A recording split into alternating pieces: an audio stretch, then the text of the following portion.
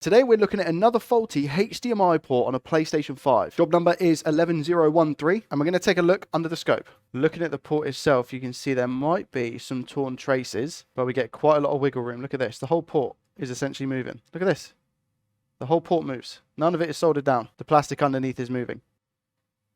You can see there. What we need to do is get this one off using our heater and hot air gun and just pray that no traces come off with it. Going to go over now to our little magical heater. I'm going to put some flux on and around the port. And we've got a hot air gun over here at 450 degrees Celsius. Airflow speed is 7 out of 8. And there we go. The port has just dropped off. I'm just grabbing it from the heater now. There we go. Whilst the board is hot, I would like to give it a little bit of a clean with some isopropyl alcohol. Next, we want to clear out the ground holes as well. The board itself is still really, really hot. And we're just clearing out the ground holes. I'm using a solder sucker for this. Okay, the ground holes aren't actually clearing. So what we're going to do is add leaded solder. Just by getting some flux.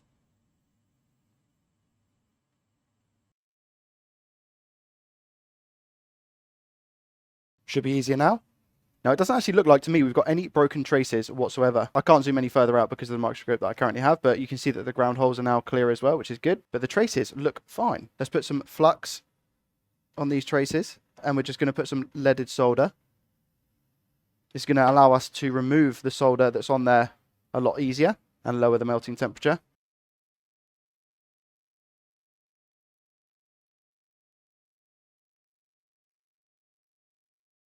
Perfect. Now we should just be able to grab our wick. And wick up the pads, just like that. Nice. And again, we give it a clean. And there we go. Ready for new solder. We go with some more flux, fresh flux. Bit of solder on the end of our iron. And just run on all the pads. More flux.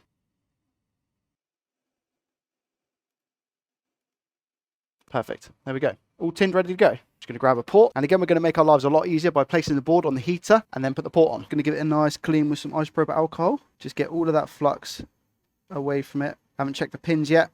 Hopefully I don't scrape any away when I'm giving it a wash. But they all look solid. And this is how we're looking. I'm just going to make sure all the pins are solid.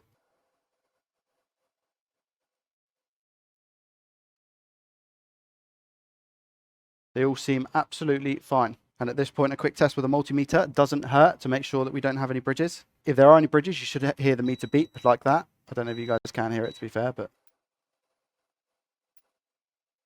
And it all seemed to be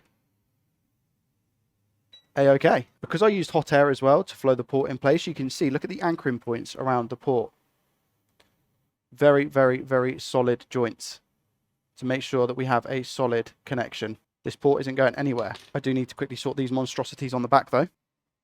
Bit of flux. We're just going to take our iron and make sure these are nice blobs.